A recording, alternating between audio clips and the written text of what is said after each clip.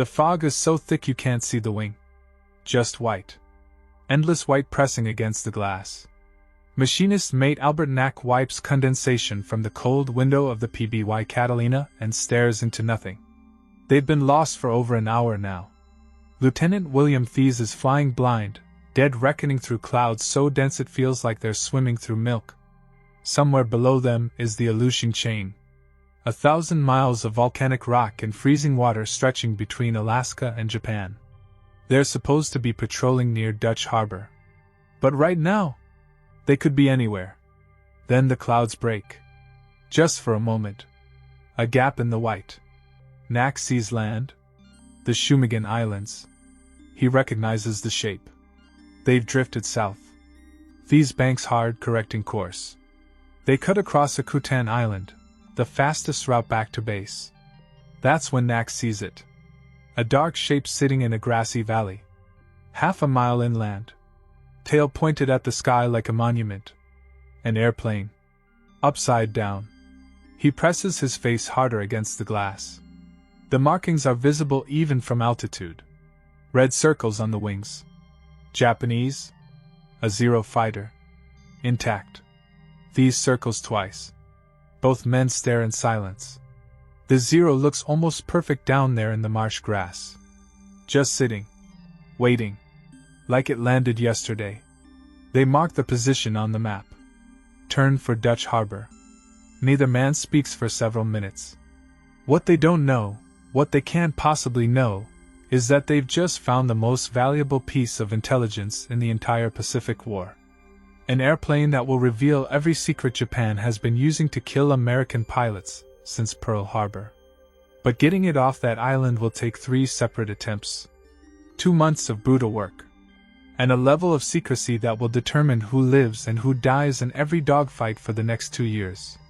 6 months earlier. December 8, 1941. The Philippines. The Zeros came out of nowhere. Faster than anything American pilots had ever seen. More maneuverable than seemed physically possible. They moved through the sky like sharks, smooth, precise, lethal. Within the first week, 37 American pilots were dead. The Zeros could climb at 5,000 feet per minute. They could turn inside any maneuver an American fighter tried. They had a range of over 1,500 miles, which meant they could escort bombers deeper into enemy territory than anyone thought possible. And they were flown by veterans. Men who'd been training for war since 1937. Pilots who'd fought in China and shot down 99 Chinese aircraft while losing only 2 Zeros to ground fire. American intelligence had heard rumors about this airplane. Reports from China mentioned a fighter with extraordinary performance. But most commanders dismissed the stories. Japanese aircraft were supposed to be inferior copies of Western designs. Cheap. Poorly made. That's what the training manuals said. The manuals were catastrophically wrong. When the Zeros hit Pearl Harbor on December 7th, 78 of them flew in the first wave. American fighters that managed to get airborne were simply outclassed. The Curtiss P-40 Warhawk couldn't climb with a Zero. The Brewster F-2A Buffalo couldn't turn with it. The Grumman F-4F Wildcat was tougher, but slower and less agile. Pilots who tried to dogfight the Zero died. Captain Jesus Villamor, flying an obsolete P-26 Peashooter over the Philippines, watched Zeros tear through his formation like paper. He survived only by diving away at full throttle, the engine screaming, the airframe shaking apart, terrified he wouldn't pull out in time. Lieutenant Randall Keaton got the first confirmed American kill against a Zero on December 8th. But his squadron lost 11 aircraft that same day. At Clark Field, 18 P-40s sat on the runway when the Japanese bombers arrived. All 18 were destroyed on the ground. The pilots never got airborne. They just stood there watching their fighters burn. By January 1942, the official American tactic was simple and humiliating. If you encounter a Zero, run away. Dive for the deck. Use your heavier aircraft's better dive speed and get out of the fight. Don't try to turn with it. Don't try to climb with it. Just run. And even that didn't always work. Over Java in February 1942, Allied pilots flying Hurricanes and P-40s faced Zeros in battle after battle. The kill ratio was devastating. For every Zero shot down, the Allies lost 10 aircraft. At Darwin, Australia, on February 19, a single raid by Japanese bombers and Zeros destroyed 23 Allied aircraft. The Zero seemed invincible. Pilots returning from combat described it with almost mystical reverence. It could turn on a dime. It could climb like a rocket. It could stay in the air for hours. Some pilots claimed the Zero had no weaknesses at all. But one man refused to accept that. Lieutenant Commander John Thatch, commanding officer of Fighting Squadron 3. Based out of San Diego in early 1942. He'd been an aviator since 1930. A test pilot. A gunnery instructor. Known for tactical thinking. For spending his evenings working through combat scenarios using matchsticks on his kitchen table to represent aircraft formations. In the spring of 1941, Thatch received an intelligence bulletin describing the Zero. The report came from the Fleet Air Tactical Unit. Published September 22, 1941. It detailed everything the Japanese fighter could do. Extraordinary maneuverability. 5,000 feet per minute climb rate. Small turning radius. The Wildcat he was flying couldn't match any of it. Thatch spent every evening for weeks trying to figure out a tactical solution. The standard American fighter formation was 3 aircraft. A leader and 2 wingmen. It had been used since World War I. But Thatch realized that formation required pilots to spend too much attention watching their leader and not enough watching for threats. He switched to a 2-plane element. A leader and wingman flying side by side, separated by about the turning radius of a Wildcat. 2 of these elements made a 4-plane division.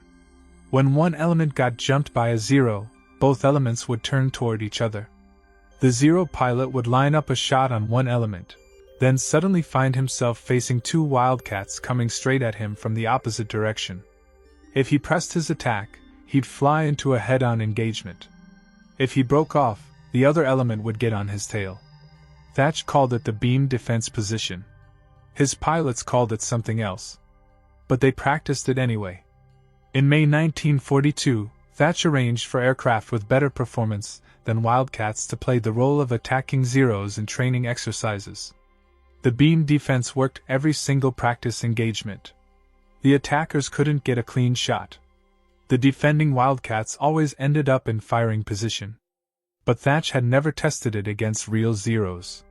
He'd get that chance at Midway. The morning of June 4, 1942. Lieutenant Commander Lance Massey led 12 Douglas TBD Devastator torpedo bombers on an attack run against the Japanese carrier fleet northeast of Midway Island.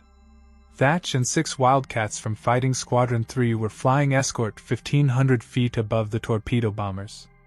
They were supposed to protect Massey's flight from Japanese fighters. But when the torpedo bombers started their attack run shortly after 0800 hours, 20 Zeros dove out of the sun and tore into the formation. Thatch's division of 4 aircraft, himself, his wingman Ensign Robert Dibb, Lieutenant Brainerd Macomber, and Ensign Edgar Bassett, tried to engage. Bassett's Wildcat was hit immediately. The Zero pilot put a burst into Bassett's fuselage. The Wildcat slanted toward the water and exploded. Thatch called for Dibb and they needed test data. Actual flight characteristics from an intact Zero. And while Thatch was fighting for his life at Midway, that Zero was about to crash on Akutan Island, 4,500 miles to the north. The pilot's name was Petty Officer First Class Tadayoshi Koga. He was 19 years old. Born September 10, 1922, in rural Japan. Son of a carpenter. Small for a pilot, barely 5 feet tall. But he'd passed flight training and had been assigned to the carrier Ryujo, flying Zero serial number 4593. The aircraft had left the Mitsubishi Nagoya factory on February 19, 1942. Only 3.5 months old. Nearly brand new. On June 4, Koga launched from the Ryujo as part of a 3-plane section. His section leader was Chief Petty Officer Makoto Endo. His other wingman was Petty Officer Tsubo Shikata. Their target was Dutch Harbor. a naval base on Unalaska Island in the Aleutians. The attack was part of a diversionary operation during the Battle of Midway. The Japanese hoped to draw American naval forces north while their main carrier strike force hit Midway Island from the west. It was a strategic feint, and Koga's section was part of the deception. They would strike Dutch Harbor hard enough to make the Americans think a major invasion was coming through the Aleutians. Koga's section attacked Dutch Harbor shortly after 0800 hours on June 4th, strafing and bombing American installations. The base was lightly defended, but the Americans fought back with everything they had. Members of the 206th Coast Artillery Regiment fired 50 caliber machine guns at the attacking Zeros. Sailors on ships in the harbor added their own fire. Small arms rounds filled the air. Most missed, but some didn't. During one of his passes, Koga's Zero took several hits. Small arms fire. Probably 50 caliber rounds. One bullet severed his main oil line. The line ran from the oil cooler back to the engine. Without it, his engine would lose all its oil within minutes. Koga saw the oil pressure gauge dropping. He could see oil streaming behind his aircraft, leaving a dark trail in the sky. His engine temperature was rising. Within 5 minutes, maybe less, the engine would seize and the aircraft would fall. He radioed his section leader and headed southwest toward Akutan Island. The Japanese had designated Akutan as an emergency landing site. A submarine was stationed offshore to pick up downed pilots. The island had what looked like a long, flat grassy valley half a mile inland from the coast. From altitude, it looked perfect for an emergency landing. A long stretch of green. Smooth. Solid. Or so it appeared. Koga circled the valley once. His engine was running rough now. Temperature climbing. Oil pressure nearly zero. He had maybe 2 minutes before the engine quit completely. Shikata, his wingman, circled with him. On the second pass, Shikata noticed something. The grass looked odd. There was a shine to it. Water reflecting sunlight. He suddenly realized what he was seeing. It wasn't solid ground. It was a bog. Marsh hidden beneath knee-high grass. Shikata tried to signal Koga. Make a belly landing. Keep the gear up. But Koga's engine was failing. He had his landing gear down. His flaps down. He was committed to a wheels-down landing. There was no time to reconfigure. Koga's wheels touched the grass shortly after the attack on Dutch Harbor ended. They sank immediately into the mud. The Zero's momentum carried it forward. The wheels dug deeper. The tail came up. The aircraft flipped violently, throwing up a cloud of water and mud and grass. It came to rest upside down. The tail pointing skyward. The engine buried in the bog. Koga was still strapped in the cockpit, hanging upside down from his harness. The impact broke his neck. He died instantly. The shock of deceleration when the wheels caught in the mud had snapped his head forward with lethal force. Koga's wingmen circled overhead. Endo and Shikata watched the crash. They saw the Zero flip. They saw it come to rest inverted. They couldn't see Koga. They didn't know if he was alive or dead. Japanese pilots had standing orders to destroy any Zero that crashed in enemy territory. The orders were explicit and unambiguous. Strafe the wreckage. Burn it. Make it unusable. Don't let the Americans capture an intact Zero. The Americans had been trying to get their hands on a flyable Zero since the war began. Every crashed Zero had been studied, but all had been too damaged. This one looked almost perfect. Just upside down. If Koga was alive, strafing the airplane would kill him. Endo and Shikata couldn't see any movement. No sign of life. But they couldn't be certain. They circled for several minutes. Waiting. Hoping to see Koga climb out. Nothing. The submarine was waiting offshore. They had to leave before American aircraft arrived. Japanese fighters were low on fuel. The attack was over. They had to return to the Ryujo. Endo and Shikata made a decision. They left the Zero intact and flew back to their carrier. They'd failed to follow their orders. They knew the consequences. They knew an intact Zero in American hands would be catastrophic for Japan. But they couldn't bring themselves to kill their friend. That moment of compassion, that human decision, would change the course of the Pacific War. The crash site remained undisturbed for 36 days. Akutan Island is one of the most remote places on Earth. Barren. Volcanic. Almost always covered in fog. The Aleutian Islands have some of the worst weather in the world. Rain. Fog. Wind. Cold.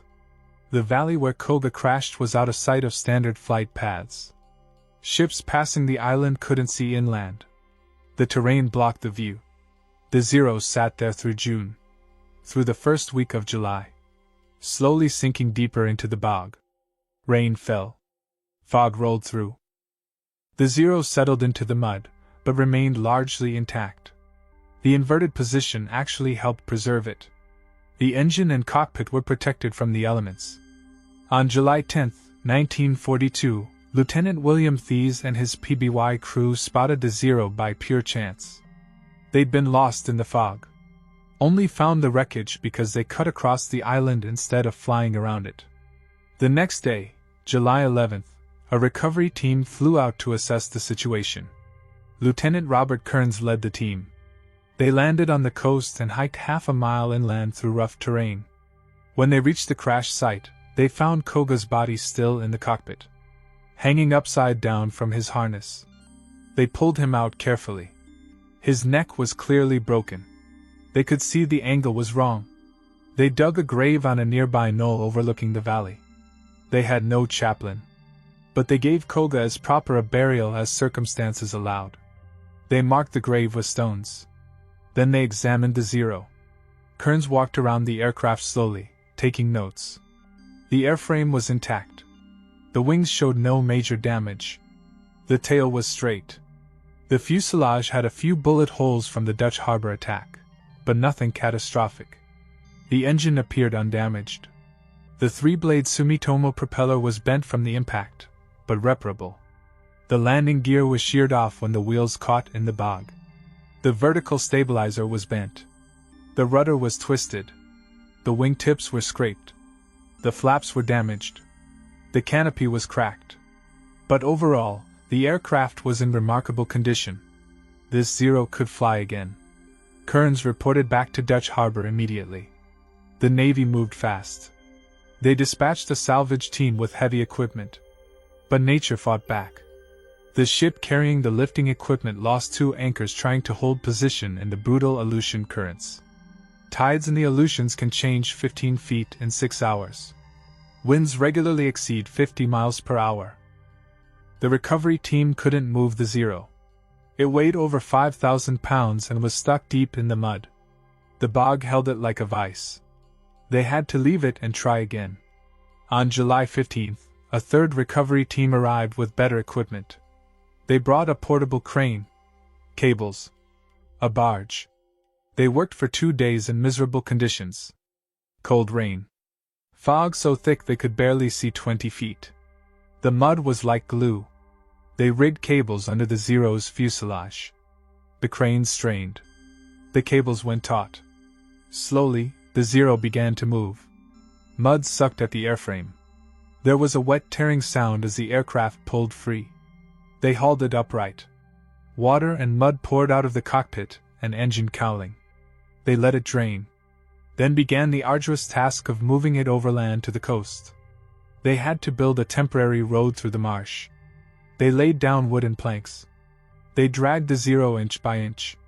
It took them another full day to reach the barge. At Dutch Harbor, they turned the Zero right side up and cleaned off the worst of the mud. The aircraft was filthy, but salvageable. They loaded it into the cargo hold of the USS St. Mihiel, a transport ship. The Zero was wrapped and secured. Armed guards stood watch. Nobody could know what was in the hold. The St. Mihiel sailed for Seattle on July 20th. The voyage took 12 days through rough North Pacific seas. The ship arrived in Seattle on August 1st. From there, the Zero went by barge to Naval Air Station North Island in San Diego, California. North Island had secure facilities and some of the Navy's best aircraft mechanics. When the Zero arrived at North Island on August 12th, the Navy erected a 12-foot-high stockade around it inside a hangar. Armed Marines stood guard 24 hours a day.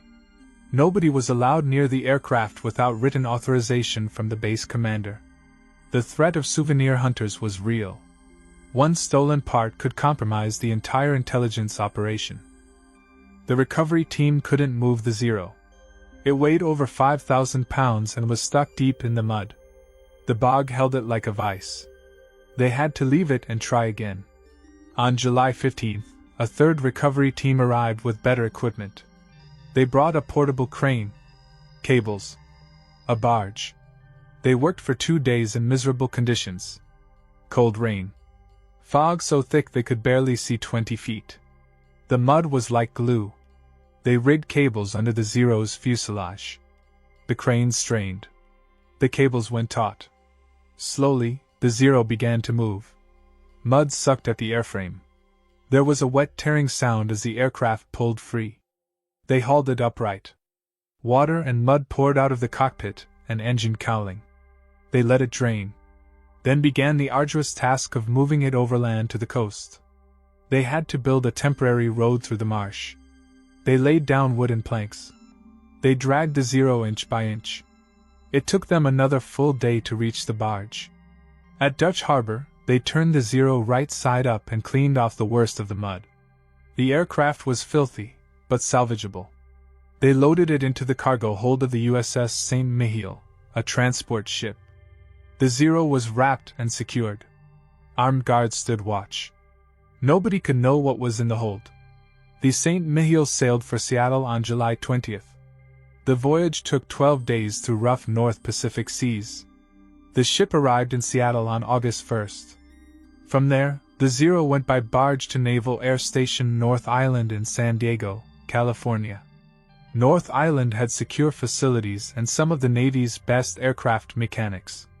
When the Zero arrived at North Island on August 12th, the Navy erected a 12-foot-high stockade around it inside a hangar. Armed Marines stood guard 24 hours a day. Nobody was allowed near the aircraft without written authorization from the base commander. The threat of souvenir hunters was real. One stolen part could compromise the entire intelligence operation. 12 mechanics worked in total secrecy. They documented every part removed. They measured every dimension. They photographed everything. They straightened the vertical stabilizer carefully, checking for metal fatigue. They repaired the rudder, ensuring it moved freely through its full range. They replaced the wingtips with fabricated pieces that matched the original specifications. They fixed the flaps, testing the hinge points. They manufactured new landing struts to replace the ones sheared off in the crash. The original 3-blade Sumitomo propeller was bent, but they dressed it carefully and reused it. They patched the bullet holes from Dutch Harbor, filling them with aluminum patches. They repainted the original red Hinomaru roundel with American blue circle, white star insignia. The entire repair process took 6 weeks of careful work. On September 20th, 1942, 2 months and 16 days after Koga crashed on Akutan, the Zero was ready to fly. Lieutenant Commander Eddie Sanders would be the test pilot. Sanders was 31 years old. He'd been a Navy test pilot since 1938, assigned to Naval Air Station Anacostia in Washington. He was known for precision and technical analysis. Not flashy. Not an ace. Just a methodical pilot who understood aircraft systems and could articulate what he felt in the controls. The Navy needed someone who could fly the Zero and extract every bit of technical data from it. Sanders was the right man for the job. On September 20th at 0900 hours, Sanders climbed into the Zero's cockpit for the first time. The cockpit was cramped. Much smaller than a Wildcat. Sanders was not a large man, but even he felt squeezed. The seat was hard. The cushioning minimal. Japanese pilots were selected partly for their small stature. A pilot over 5'8" would struggle to fit. The instrument panel was simple compared to American aircraft. Engine gauges on the left. Tachometer. Manifold pressure. Oil temperature. Indicator. Flight instruments in the center. Airspeed indicator. Altimeter. Artificial horizon. Turn and bank. Everything else was on the right. Fuel gauges. Hydraulic pressure. All the labels were in Japanese. Sanders had studied translations, but it still felt alien. He found the throttle, the mixture control, the propeller pitch lever, the landing gear handle, the flap control. Everything was where it should be, just laid out differently. Sanders started the Nakajima Sakai engine. The engine coughed once, caught, and settled into a smooth idle. The sound was different than an American engine, higher pitched. The propeller arc was visible in the morning sunlight. The aircraft vibrated, but differently than a Wildcat. Lighter, less substantial. The whole airframe felt delicate. Sanders checked the gauges. Oil pressure normal. Temperature rising slowly. Fuel pressure good. He advanced the throttle slightly. The engine responded immediately. Crisp. No hesitation. He released the brakes and taxied toward the runway. The Zero rolled easily. The tailwheel steering was light and responsive. Too light, almost. It would take getting used to. Sanders lined up on the runway. He advanced the throttle smoothly. The Zero accelerated quickly. Very quickly. The light weight meant rapid acceleration. At 60 knots, Sanders pulled back on the stick. The Zero leaped into the air. The takeoff roll was remarkably short. Maybe half what a Wildcat needed. Sanders retracted the landing gear. The gear came up with a solid thunk. He raised the flaps. The Zero climbed steeply. Climb rate was immediately apparent. The Zero was climbing at over 4,000 feet per minute. Maybe closer to 5,000. It was extraordinary. Sanders leveled off at 5,000 feet and began testing basic handling. He flew straight and level. The Zero tracked well. It was stable. The controls felt light but precise. At low speeds, the aircraft felt alive. Responsive. He tried a gentle turn. The Zero snapped into the turn with almost no effort. The roll rate at low speed was impressive. He reversed direction. Again. The Zero responded instantly. Sanders pushed the airspeed up. At 150 knots, about 170 miles per hour, the controls still felt normal. Light. Precise. Responsive. At 180 knots, he felt the ailerons stiffen slightly. Just a hint of resistance. At 200 knots, 230 miles per hour, the ailerons froze. Sanders tried to roll the aircraft. He pushed the stick hard to the right. The ailerons barely moved. It felt like the control surfaces were locked. He had to use both hands and significant force just to get a slow roll started. The fabric-covered control surfaces were ballooning with air pressure at high speeds. They were becoming rigid. Immovable.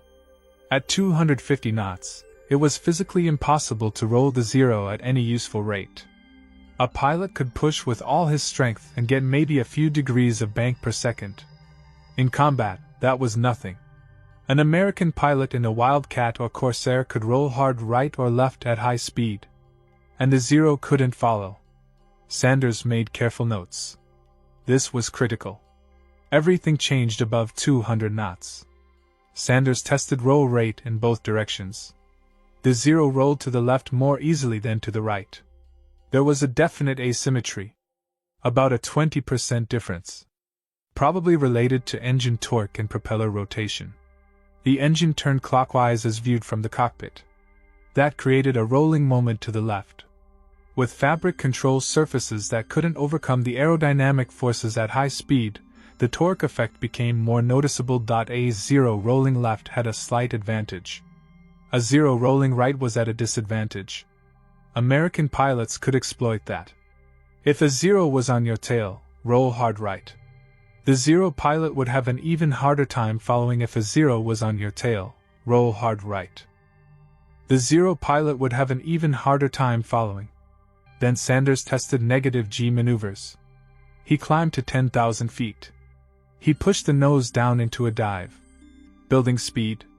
At 250 knots, he pulled back hard on the stick, then pushed forward abruptly to unload the wings. 0 G. Then -1 G. Then -2 gs. The engine coughed. Sputtered. Nearly quit. Sanders felt the power drop away. The propeller kept windmilling, but the engine was producing almost no thrust. He pushed the nose down, bringing positive gs back. The engine caught again. Power returned. He tried it again. Same result. The Zero's engine used a float-type carburetor. Under negative acceleration, the float valve couldn't maintain fuel pressure. The carburetor starved. The engine quit. If an American pilot pushed his aircraft into a dive with negative GS, the Zero following him would lose power and fall behind. That single weakness could save countless lives. Sanders flew for 90 minutes on that first flight. He tested climbs, dives, turns, stalls, slow flight. He documented maximum speed, which was about 330 miles per hour. Respectable, but not exceptional. The Wildcat was nearly as fast. The new Corsair and Hellcat would be faster. He tested rate of climb, which was extraordinary. Over 4,000 feet per minute from sea level to 10,000 feet. The Zero could outclimb anything America had flying. He tested turn radius at various speeds. At low speeds, the Zero could turn incredibly tight. Tighter than any American aircraft. But above 200 knots, the turn radius opened up considerably. The controls became too heavy to execute sharp turns. Sanders landed after 90 minutes. He taxied in and shut down. A crowd of officers and engineers waited by the hangar. Everyone wanted to hear what he'd discovered. Sanders climbed out of the cockpit. His flight suit was soaked with sweat. His hands ached from fighting the controls at high speed. He walked straight to the commanding officer. His first words were simple. He told them he'd found critical weaknesses that American pilots could exploit. The ailerons froze at speeds above 200 knots. Rolling maneuvers at high speeds were slow and required enormous force. The Zero rolled to the left easier than to the right. The engine cut out under negative acceleration. They now had answers. Real, actionable intelligence. Sanders flew 24 test flights between September 20th and October 15th. Each flight revealed more data. He tested the Zero against the Wildcat in mock combat. The Wildcat pilot tried every maneuver. At low speeds, the Zero dominated completely. It could turn inside the Wildcat every time. But when the Wildcat used speed, diving attacks and high-speed reversals, the Zero couldn't follow. The tables turned completely. Sanders tested armament. The Zero had two 7.7mm machine guns in the nose and two 20mm cannons in the wings. The machine guns were rifle caliber, inadequate against armored American aircraft. The cannons were effective, but had limited ammunition. Only 60 rounds per gun. A few seconds of firing, and they were empty. The trigger was mounted on the throttle, not the control stick. An unusual design. Sanders found it awkward. He tested visibility. The canopy provided excellent visibility in most directions. Better than a Wildcat. But there was a large blind spot behind and below. The headrest blocked the view. An American pilot diving from above and behind could stay in that blind spot until the last second. Sanders tested durability. The Zero's construction was extremely light. The aluminum skin was thinner than American standards. There was no armor around the cockpit. No self-sealing fuel tanks. A few .50 caliber rounds in the right place could cause catastrophic damage. The Zero was designed for performance, not survivability. It was a knife fighter. Deadly if it got close, but fragile. Sanders documented everything in his official report. He wrote that the very first flight exposed weaknesses American pilots could exploit with proper tactics. He described the aileron freeze at speeds above 200 knots. He explained the asymmetric roll rate. He detailed the carburetor problem under negative GS. He provided specific recommendations. American pilots should avoid turning fights at low speeds. They should use diving attacks from altitude, building speed past 250 knots. They should make a single firing pass, then zoom back to altitude using speed and climb rate. They should use negative G dives to escape. If a Zero got on their tail, they should roll hard right, as the Zero couldn't follow that direction as easily. At about 200 knots, they should roll hard before the Zero pilot could get his sights lined up. Sanders' report was classified top secret and distributed to fighter squadrons throughout the Pacific Fleet. But reading a report was one thing. Seeing it was another. The Navy decided to conduct live demonstrations. Lieutenant Melvin Hoffman was assigned to fly the Zero in mock combat against newly trained pilots. Hoffman was a test pilot stationed at Naval Air Station Anacostia. His call sign was Boogie. He'd been flying Wildcats since 1941. In late October 1942, Hoffman received orders to conduct dogfighting demonstrations using the captured Zero. The Navy wanted to train pilots using the actual aircraft they'd be fighting. Show them exactly how to exploit the weaknesses Sanders had discovered. The demonstrations were held over San Diego Bay throughout late 1942 and into 1943. Each engagement was designed to test specific tactics. The first demonstration showed low-speed turning fights. Hoffman flew the Zero against 4 Wildcat pilots, who just completed training. The Wildcats tried every maneuver they knew. Hoffman stayed on their tails through every turn. The Zero was simply too maneuverable at low speeds. One by one, the Wildcats would have been shot down. The student pilots watched Hoffman outmaneuver them effortlessly. They learned the lesson viscerally. Don't dogfight a Zero at low speeds. You'll lose every time. The second demonstration showed high-speed diving attacks. The Wildcat pilots started at 10,000 feet. Hoffman and the Zero started at 5,000 feet. The Wildcats rolled inverted and dove, building speed past 250 knots. Hoffman tried to follow. He rolled the Zero.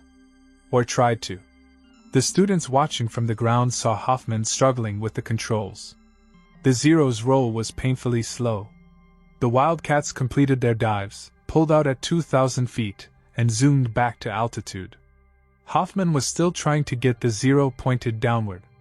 By the time he rolled in, the Wildcats were already climbing away. The students understood immediately. Hit the Zero fast. Don't slow down. Use speed as your weapon. The third demonstration showed the negative G escape. A Wildcat pilot let Hoffman get on his tail in the Zero. Hoffman closed to firing range. From the ground, it looked like the Wildcat was finished. Then the Wildcat pilot pushed over hard into a dive, unloading the wings. -2 GS. Hoffman tried to follow. The Zero's engine coughed. Sputtered. Quit. Black smoke poured from the exhaust. The propeller windmilled uselessly. Hoffman fell behind, trying desperately to restart the engine. The Wildcat pilot extended the range, brought the nose up, restored positive GS. The Zero's engine caught and restarted. But by then the Wildcat was 2,000 feet away and climbing. The students watched the smoke trail from Hoffman's engine. They saw how quickly the Zero lost power. They understood. If a Zero gets on your tail, push over hard. Use -GS. The Zero can't follow. The demonstrations continued for months. Hundreds of pilots rotated through the training program. Each one flew against Hoffman in the captured Zero. Each one saw the Zero's weaknesses demonstrated in actual flight. Each one learned the tactics that would keep them alive.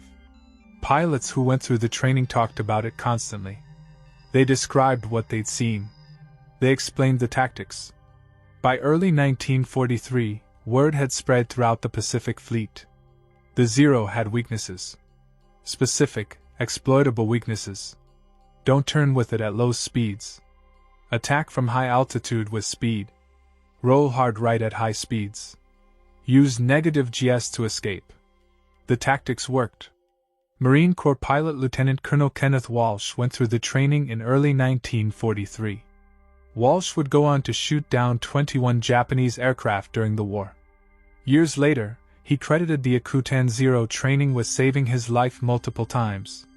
He said knowing what to do with a zero on his tail, information that came from Koga's zero, saved his life several times. Other pilots echoed his assessment. The captured zero was a treasure. No other captured machine had ever unlocked so many secrets at a time when the need was so great. In January 1943, American pilots began shooting down zeros at rates that shocked Japanese commanders. The kill ratio started shifting. In July 1942, before the Akutan Zero was tested, the ratio had been 12 Japanese kills for every 1 American loss. By March 1943, 4 months after the training demonstrations began, the ratio was nearly even. By June 1943, American pilots were killing more zeros than they were losing. The change wasn't because of better aircraft, although new planes were arriving. The Wildcat was still the primary fighter in many squadrons. The change was because of knowledge. American pilots understood how the Zero performed. They knew when it was dangerous and when it was vulnerable. They could predict what a Zero pilot would do and counter it effectively. What the Japanese didn't understand was why their tactics were failing. Zero pilots had been using the same combat techniques since 1937. They'd worked perfectly in China. They'd worked at Pearl Harbor. They'd worked in the Philippines, in the Dutch East Indies, in Burma, over the Coral Sea. Suddenly, in early 1943, those techniques stopped working. American pilots were avoiding turning fights. They were attacking from altitude with high-speed dives. They were rolling away at speeds where the Zero couldn't follow. Japanese pilots tried to adapt. They tried tighter turns, hoping to force the Americans into slow-speed engagements. But American pilots refused to turn. They'd attack, then extend range using speed and altitude. No matter what bait the Japanese offered, the Americans wouldn't take it. Japanese pilots tried aggressive pursuit, closing the range before the Americans could dive away. But American pilots used negative G dives that somehow caused problems for pursuing Zeros. The Japanese pilots couldn't understand why their engines were cutting out. They knew to avoid negative G maneuvers in general, but they didn't have specific data about fuel pressure loss. They didn't understand the carburetor mechanism. They just knew that pursuing a diving American fighter sometimes resulted in power loss at the worst possible moment. Japanese pilots tried to compensate for poor high-speed roll rate by anticipating where Americans would go.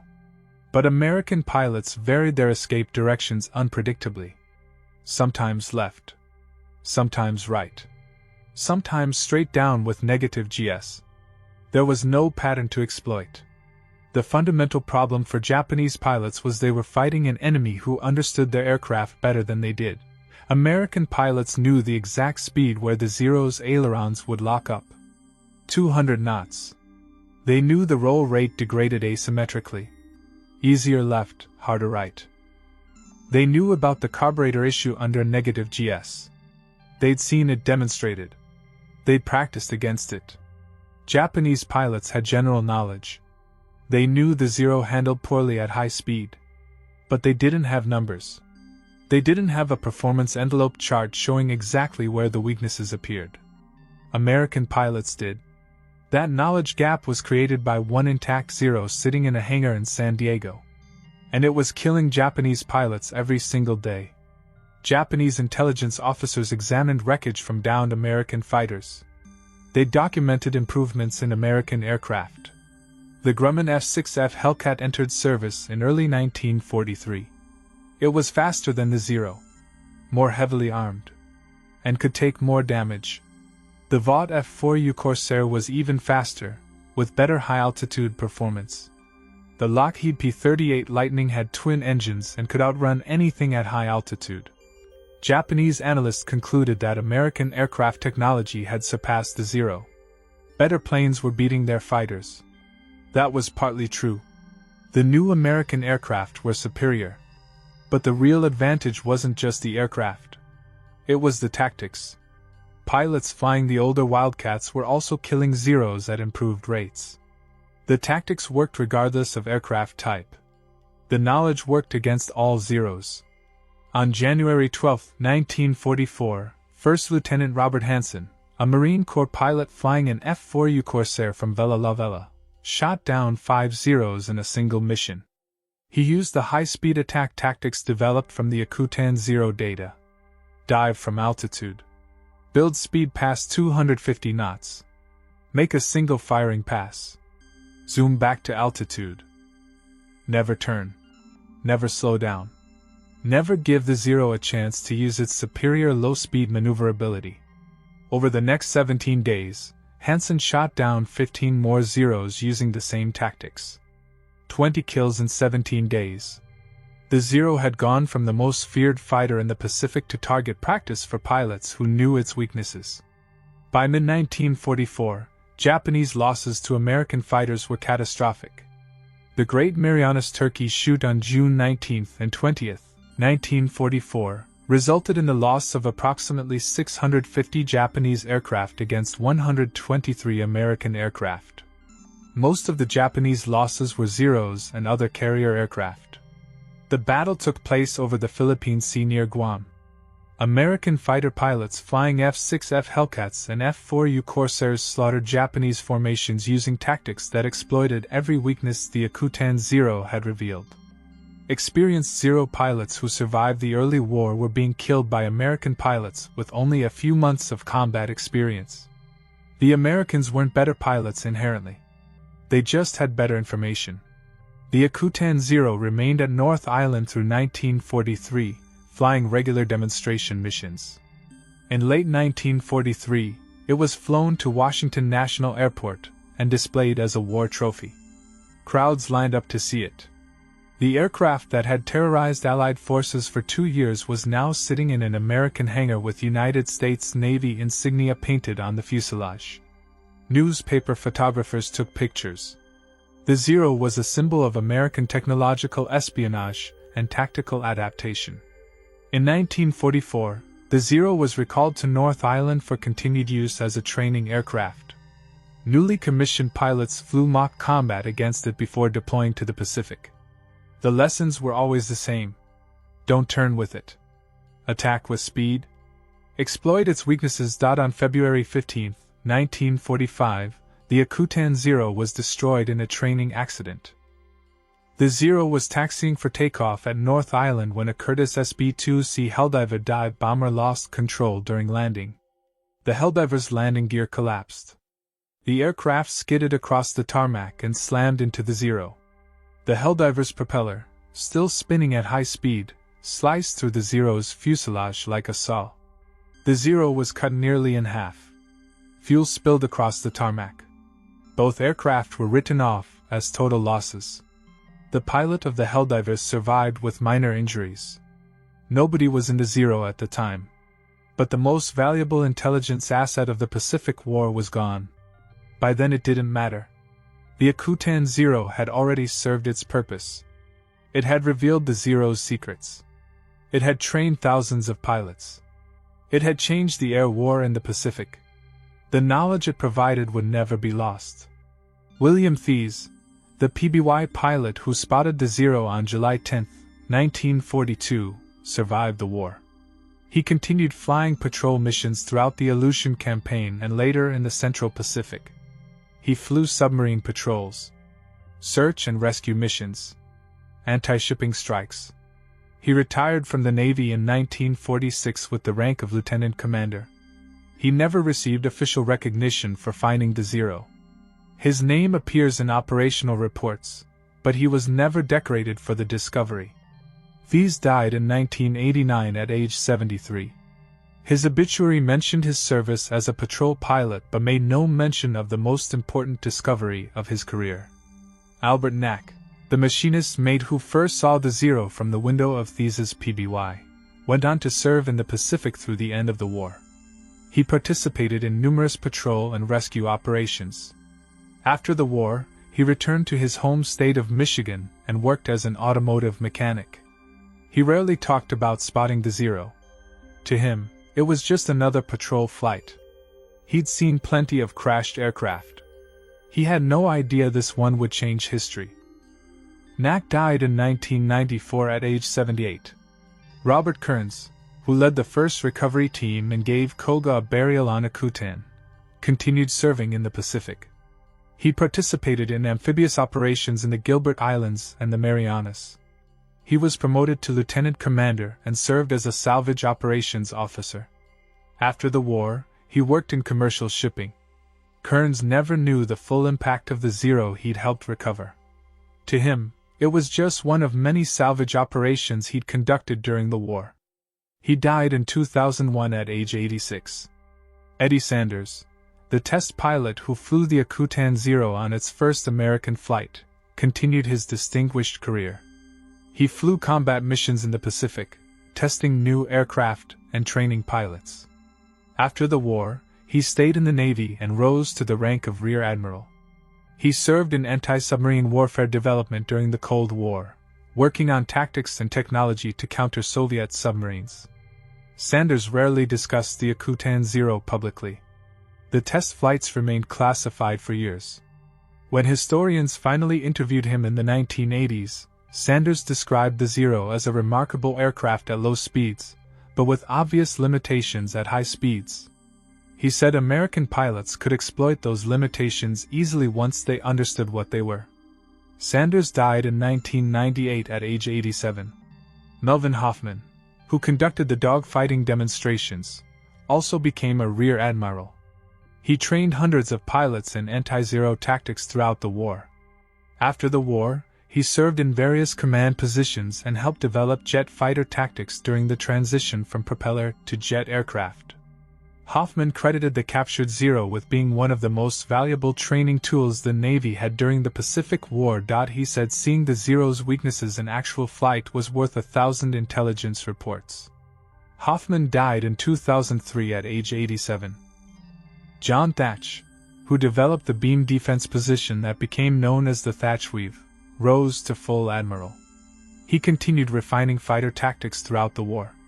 When the Japanese resorted to kamikaze attacks in late 1944, Thatch developed the Big Blue Blanket Defense System, a layered fighter patrol system that provided effective protection against suicide aircraft. After the war, Thatch served as Deputy Chief of Naval Operations for Air and later as Commander-in-Chief of United States Naval Forces Europe. He retired in 1967. When asked about the most important tactical development of the Pacific War, Thatch always mentioned the captured Zero. He said the Zero had been a mystery before Akutan. After Akutan, it was just another airplane with known characteristics and exploitable weaknesses. Thatch died in 1981 at age 76. Tadayoshi Koga's body remained buried on Akutan Island until 1947. The American Graves Registration Service conducted a systematic search of battlefield and crash site burials throughout the Pacific. They found Koga's grave on Akutan and exhumed his remains. His body was reburied at Adak Island Cemetery further down the Aleutian chain alongside other Japanese war dead recovered from the region. In 1953, the Adak Cemetery was excavated. 236 Japanese bodies were repatriated to Japan. 13 were identified by name. The remaining 223, including Koga, were reinterred as unknown soldiers at Kadorigafuchi National Cemetery in Tokyo. Koga's family never learned what happened to him. They knew only that he'd been killed in action near the Aleutians. They had no body to bury, no grave to visit.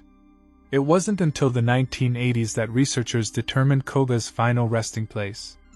In 1988, American author Jim Reardon and Japanese businessman Minoru Kawamoto conducted research into Koga's fate. They found the original burial site on Akutan, now empty. They traced the records through the Graves Registration Service and determined Koga's body had been among the unidentified remains repatriated in 1953. Reardon later wrote the definitive account of the Akutan Zero, documenting the full story of the aircraft's capture and impact on the war. Japanese historians learned about the Akutan Zero's role decades after the war ended. Lieutenant General Masatake Okumiya of the Japanese Air Self-Defense Force, a former Imperial Navy pilot and military historian, studied the intelligence failure. He concluded that the acquisition of the Akutan Zero was no less serious a blow to Japan than the defeat at the Battle of Midway.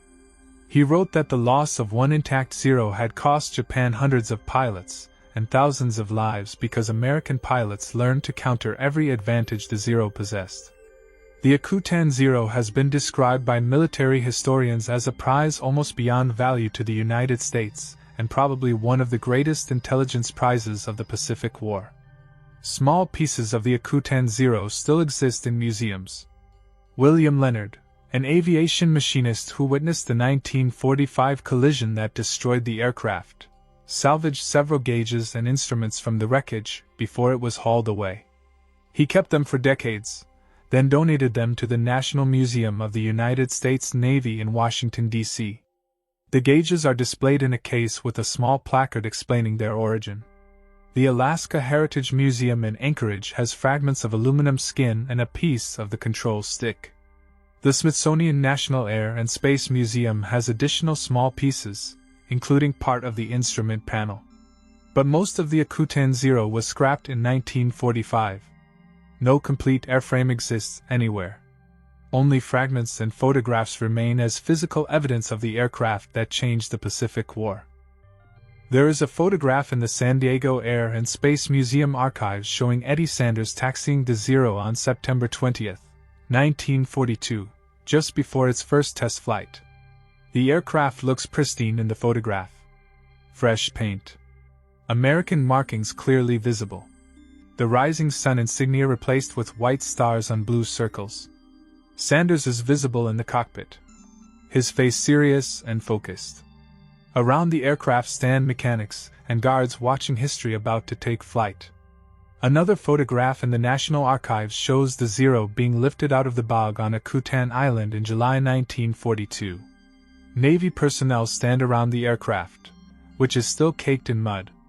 The tail is pointing skyward. Cables are rigged under the fuselage.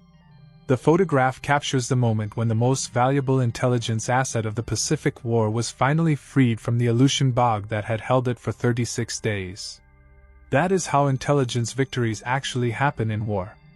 Not through elaborate spy networks, though those matter. Not through code-breaking, though that changes battles.